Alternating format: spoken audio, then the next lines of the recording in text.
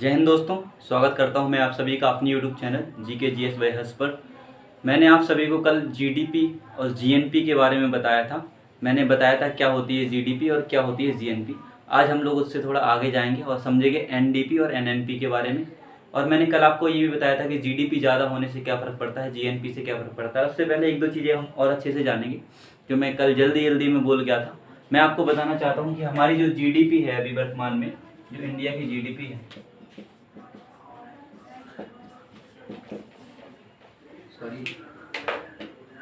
India की जो GDP है, आपकी इंडिया की GDP अभी वर्तमान में 2.62 ट्रिलियन है।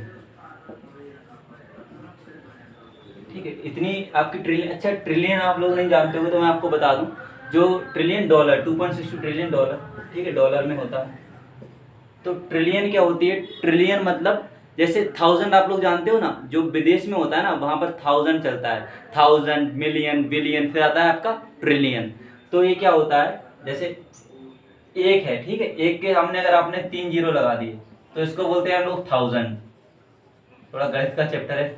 और फिर 3 जीरो जोड़ दिए तो ये बन गया मतलब पूरा मिलियन, ये बन गया मिलियन। फिर 3 जीरो लगा दिए, ये हो गई बिलियन। और हमने फिर 3 जीरो लगा दिए तो हो गई ये ट्रिलियन। तो अपनी इतनी है 2.62 ट्रिलियन डॉलर अपनी GDP है, ठीक है। और अपनी अभी GDP जो ग्रोथ रेट है, कितनी GDP ग्रोथ रेट हो गई है अपनी? अभी हुई थी 2022 में, ये 13.56% GDP ग्रोथ रेट हुई है। तभी अपना भारत जो देश है वो विश्व की 5वीं सबसे बड़ी अर्थव्यवस्था बन गया है। अगर मैं बात कहूं सबसे बड़ी अर्थव्यवस्था की, तो सबसे पहले नंबर पर USA है, दूसरे नंबर पर फिर है आपका चाइना, फिर चाइना के बाद जो आपका आ जाता है वो आ जाता है जापान,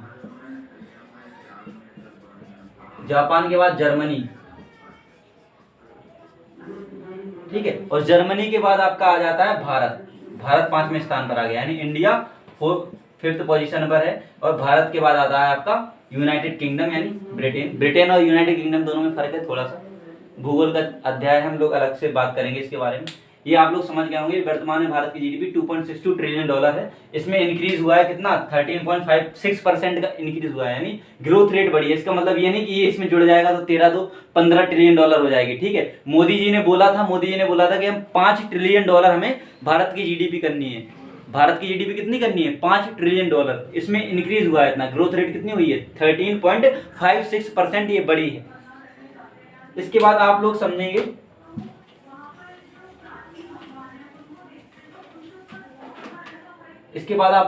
कि GDP और GNP, ठीक है। GDP आप लोगों ने समझा था, ठीक है, GDP भी समझा था और GNP भी समझा था। आप लोग समझेंगे कि GDP और GNP कब बराबर हो जाती है, GDP और GNP कब बराबर हो जाती है। यानी क्वेश्चन पे इस प्रकार पूछा जाता है कि बताइए वह स्थिति कब होती है जब देश की GDP GNP के बराबर होती है, ठीक है। ऐसी कौन कौन सी स्थितियां हैं, कौन कौन सी कंडीशन है जब हमारे देश की GDP यानी सकल घरेलू उत्पाद देश के GNP यानी सकल राष्ट्रीय उत्पाद के बराबर हो जाता है। तो कहने का मतलब मैंने आप लोगों को समझाया था कि GNP बराबर फॉर्मूला क्या होता है? GNP बराबर होता है GDP plus X minus Y, जहां पर X क्या था? विदेशी आय थी, मतलब कोई नागरिक, कोई भारतीय नागरिक विदेश में जाके जितना पैसा कमा रहा था और भारत भेज रहा था वो हम जोड़ रहे थे। और बाई मतलब क्या था? जो विदेशी कंपनियां थी भारत में जितना उत्पादन करके कमा रही थी वो बाई धनराशि थी। यानी एक तो ये कंडीशन है कि X बराबर क्या हो जाए? X बराबर बाई हो जाए, X बराबर बाई हो जाए। मान लो मैं हूं हर्ष राजपूत, ठीक है, मैं अमेरिका में रहकर 500 रुपए कमाता हूं एक साल में, $500 कमाता हूं, ठीक है, $500 अमेरिका में रह के कमाता हूं। और भारत में एक विदेशी कंपनी है, ठीक है, भारत में मान लो रेडमी या MI कंपनी है कोई, ये भी भारत में रहकर 500 रुपए का ही उत्पादन है, 500 रुपए कमा पाती है भारत में एक साल में। अब दोनों X और Y बराबर हो गए, यानी मैंने भी $500 भारत में बेच दिया और ये कंपनी भी $500 की ही, विदेशी कंपनी भी भारत में $500 की कमाई कर पाई। अभी X और Y जब बराबर हैं तो ये कट जाएंगे, 500 माइनस 0 हो जाएगा, यानी GDP GNP किसके बराबर हो जाएगी? GNP बराबर हो जाएगी GDP की, ठीक है। एक तो कंडीशन ये हो गई, यानी X बराबर किसके हो जाए? Y के बराबर हो जाए। दूसरा रहता है कि दूसरी स्थिति क्या है, बंद अर्थव्यवस्था। अच्छा, बंद अर्थव्यवस्था क्या होती है, यानी क्लोज्ड इकोनॉमी। बोला गया है कि ऐसी स्थिति जिसमें ना तो चीजों का आयात होता है और ना ही चीजों का निर्यात होता है, मतलब ना ही चीजें बिक पाएं और ना ही चीजें हम लोग खरीद पाएं। तो ऐसी स्थिति में भी हमारा एक्स और वाई क्या होगा, बराबर होगा, और जीएनपी जीडीपी के बराबर हो जाएगी। ठीक है, ना तो हम निर्यात कर सकते हैं ना ही आयात कर सकते हैं। बात में समझ में आ रही है। तो इकोनॉमी जो अर्थव्यवस्था है वही बंद हो चुकी है, क्लोज हो चुकी है। तो ना ही चीजों का निर्यात हो रहा है ना ही चीजों का आयात हो रहा है। इस स्थिति में एक्स बराबर वाई होगा ही, और जीएनपी किसके इक्वल हो जाएगी, जीडीपी के इक्वल हो जाएगी। यानी दो कंडीशन आप लोगों ने ये समझ ली हैं। अब हम लोग पढ़ेंगे एनडीपी और एनएनपी। देखिए दोस्तों, हम लोग जानेंगे एनडीपी के बारे में, यानी नेट डोमेस्टिक प्रोडक्ट क्या होता है। नेट मतलब होता है, पहले इसका फुल फॉर्म क्या होता है, नेट डोमेस्टिक प्रोडक्ट। नेट मतलब शुद्ध, डोमेस्टिक मतलब घरेलू, प्रोडक्ट मतलब उत्पाद। नेट ये चीज दिखाता है, वहां पर था सकल, है ना, वहां पर था सकल मतलब टोटल उत्पादन, चाहे कैसे भी हो रहा हो, देसी कंपनी कर रही है, विदेशी कंपनी कर रही है, उसमें सब कैसे भी उत्पादन करके टोटल फाइनल कॉस्ट इसमें देख रहे थे। हम इसमें शुद्ध देखेंगे। शुद्ध का मतलब दोस्तों यहाँ पर क्या हो जाता है, कहने का मतलब, मान लो मैंने ये घड़ी बनाई, घड़ी, ठीक है, तो ये घड़ी जब बनाई तो घड़ी में कुछ टूटा फूटा भी होगा, इसको कुछ सामान मान लो टूट गया होगा, इसका कांच टूट गया हो, ठीक है, तो इसके जो कांच बनाने में नुकसान हो रहा है, मान लो 10 घड़ी बना रहे हैं, 2 घड़ी बेकार हो गई, लेकिन पैसा तो उन्हें बनाने में भी लगा। मेरा हर घड़ी को पैसा, मतलब हर घड़ी मैंने 10 घड़ियां बनाई, मैंने टोटल कितनी घड़ियां बनाई, मैं घड़ी बनाने वाली कंपनी में काम करता हूँ, या ऑनर हूँ, उसका 10 घड़ी बन रही है मेरे कंपनी में, 10 में से 2 घड़ी खराब हो गई, पैसा तो 10 का लगा और 2 घड़ी क्या हो गई, खराब हो गई, तो उन 2 घड़ी का भी कुछ पैसा होगा, मान लो 5 रुपए की एक घड़ी होगी, ठीक है, तो 10 रुपए हमारे बर्बाद चले गए। यानी शुद्ध लगे तो हमारे वो 10 रुपए भी, अगर हम जीडीपी में देखेंगे तो वो 10 रुपए भी ऐड होंगे, क्योंकि टोटल पैसा जितना खर्च हो रहा था वो जोड़ा जा रहा था।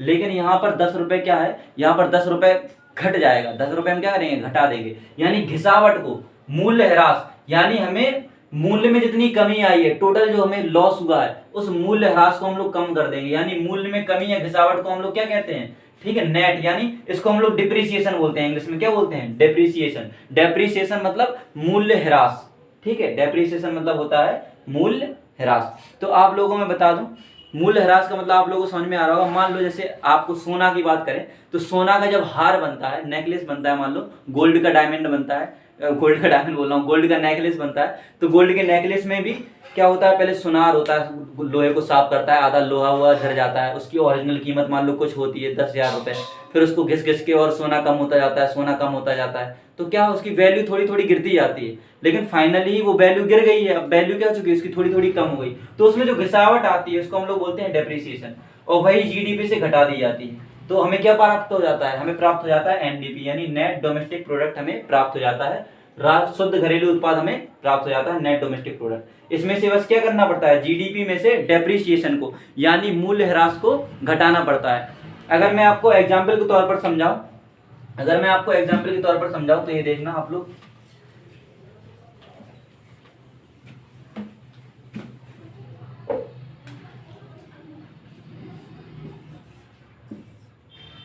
मान लो अपना ये देश है इंडिया, ये पूरा देश है, ठीक है, देश में, अपने देश में एक कंपनी कमा रही है, अपने देश की कंपनी की अगर हम बात करें तो अपनी एक देश की कंपनी है, जियो ही ले ले और कोई ले ले, चलो मैं ले लेता हूँ टाटा, ठीक है, टाटा अपनी कंपनी है। टाटा मान लो टोटल 100 रुपए का उत्पादन करती है, कितने का, ऐसी राशि लेंगे जो कैलकुलेट कर सके आसानी से, ठीक है, आप लोग बड़ी भी घर पे ट्राई करना।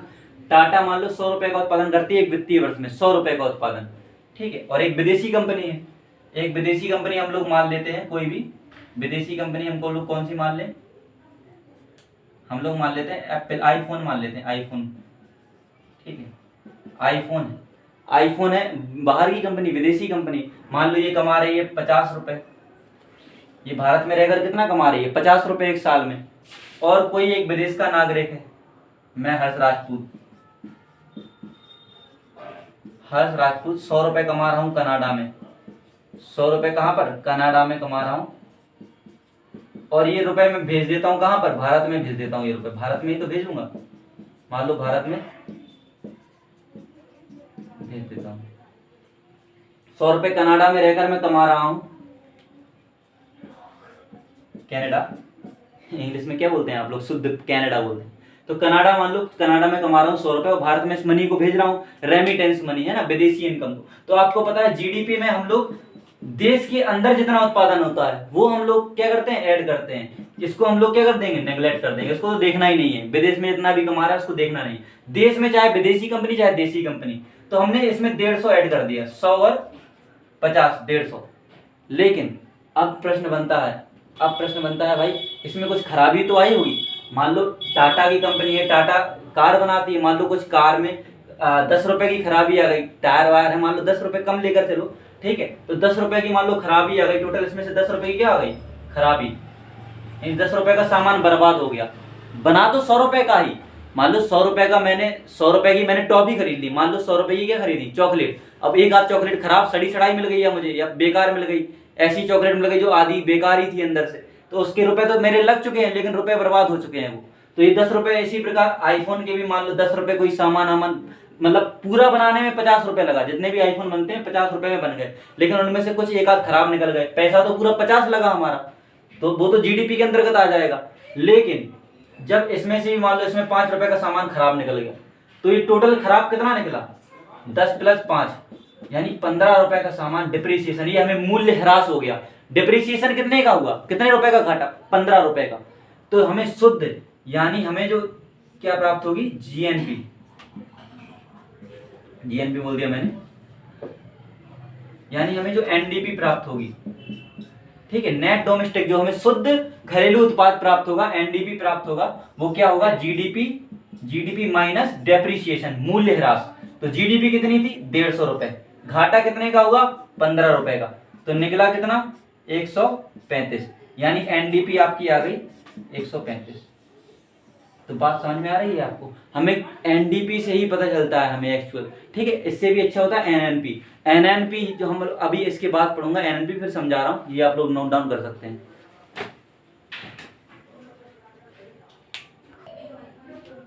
देखिए दोस्तों, अब हम लोग देखेंगे नेट नेशनल प्रोडक्ट यानी एनएनपी। हम लोगों ने इससे पहले समझ लिया है, जीडीपी समझ चुके हैं हम लोग, जीएनपी समझ चुके हैं, ठीक है, और हम लोग एनडीपी समझ चुके हैं। अब हम लोग क्या देख रहे हैं, एनएनपी देख रहे हैं।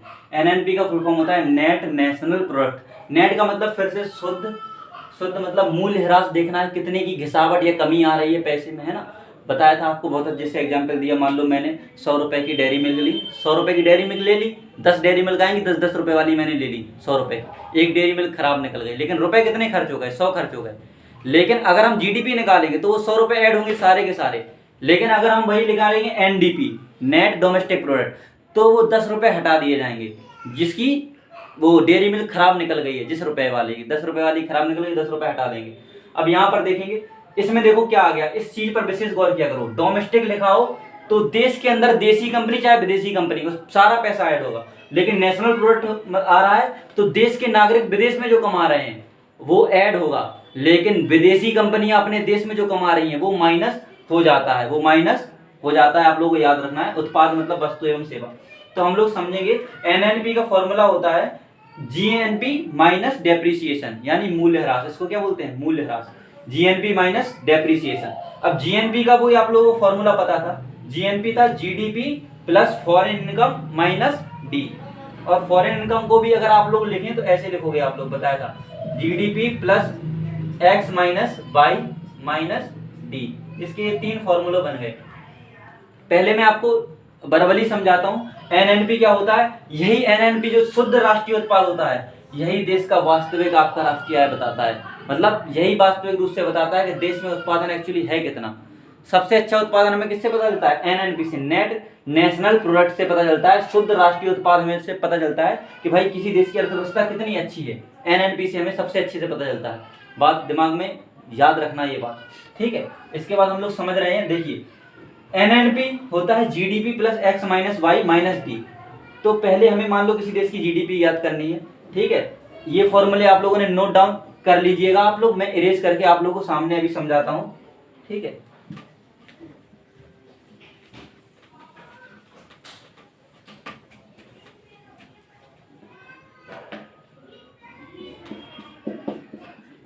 मैंने फाइनली एक फॉर्मूला निकाला, एनएनपी बराबर मैंने लिखा GDP plus X minus Y minus depreciation.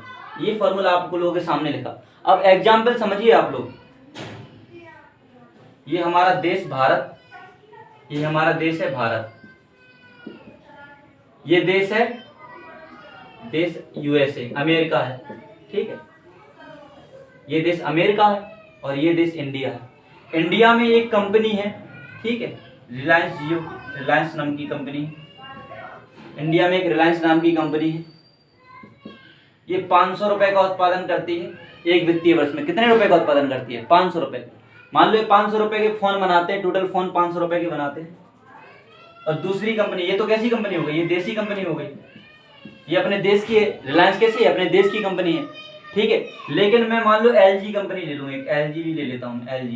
LG तो विदेश की है। एलजी कंपनी कहाँ की है? विदेश की। एलजी कंपनी कमाती है अपने भारत देश में 200 रुपए। एलजी कंपनी विदेश की है लेकिन भारत में रह के कितने रुपए का उत्पादन करती है? टोटल 200 रुपए की वस्तुओं का। ये विदेशी कंपनी है,